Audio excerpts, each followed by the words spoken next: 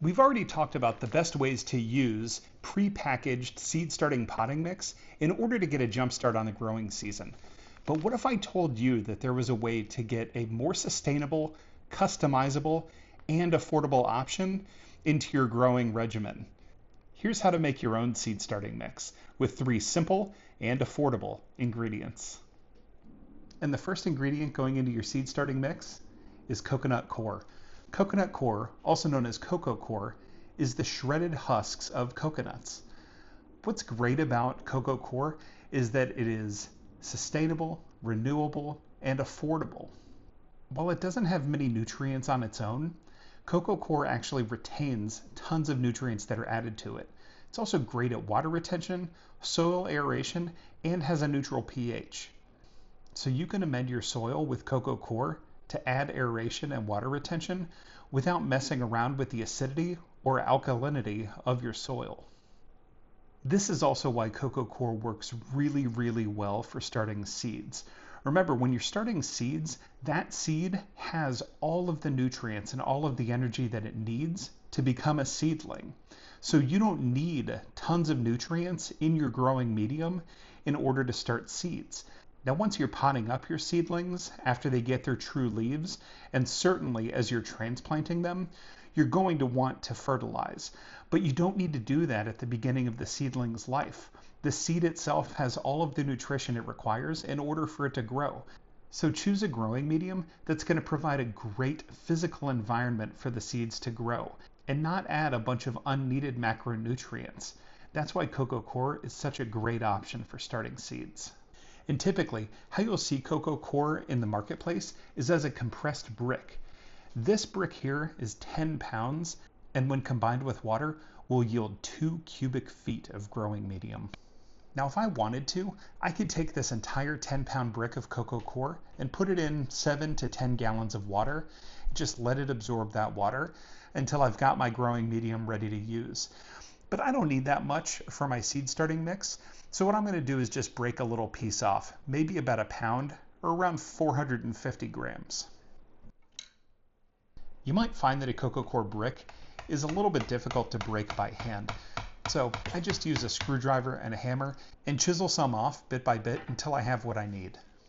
Coco Coir also has antibacterial and pest resistant properties, which is incredibly important for starting seeds out on the right foot.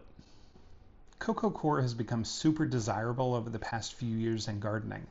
This is because it's sustainable and renewable as shredded coconut husks. It's a great sustainable alternative to peat moss. And whereas peat moss can also add some unwanted acidity to your soil, Coco Coir has a neutral pH. It's balanced. As you mix it into your soil, you're not going to have to worry about spiking the acidity or the alkalinity levels. When hydrating your Coco Coir, the general rule is about 5 parts warm water to 1 part coir. So for this 1 pound section of coir that I broke off of my brick, that means I'm going to add 5 pounds of water, which is about 2/3 of a gallon or 2,500 milliliters. And as you wait for your Coco Coir to hydrate, it's time to measure out the other 2 ingredients, vermiculite and perlite. Both perlite and vermiculite are natural ingredients that you can and should be adding into your seed starting mix. And the difference between the 2 ingredients is in aeration and water retention. Perlite is a great soil amendment that enables aeration. It really opens up pockets inside of the soil to let the roots grow and expand. Vermiculite, on the other hand, it acts as a sponge and it soaks in water, and its water retention properties really help your soil out, so you're not constantly fearing that when you check the moisture level of your plants that they're going to be bone dry. Now you can experiment with your own ratios to find what's best for you for your seed starting mix. For me, I use 4 parts Coco Coir to 1 part perlite and 1 part vermiculite. That to me makes a pretty perfect blend for starting my seeds. A 4th ingredient that you might find some gardeners putting into their seed starting mix are worm castings. I've never used worm castings in my seed starter mix, but I may give it a try one of these days. If you choose to use worm castings, you can either purchase them from the store or you can start your own vermiculture experience do some worm farming, get your own castings. When the Coco Coir is fully hydrated, now you can pour in your perlite and your vermiculite and massage it in. It's going to take a little bit of work, but you want to make sure that all three materials are mixed together nicely. It could get a little messy, but that's gardening. Once all three ingredients are fully integrated, make sure that you check the moisture level. This looks pretty perfect, actually. Once you feel good that everything is mixed and that the moisture level is right, all that's left to do is to put your seed starting mix into your growing cells of choice. Then you're ready to sow your seeds and you're kicking off the growing season. In my opinion, it's so well worth it to make your own seed starting mix using 3 simple ingredients.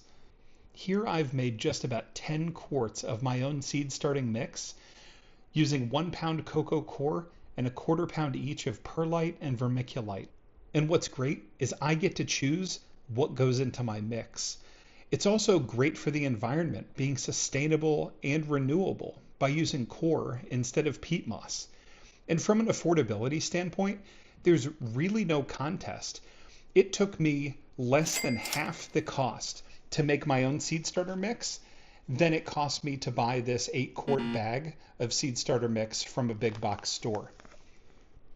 So I encourage you to make your own seed starter today. It has tons of benefits and you get to kick off the growing season.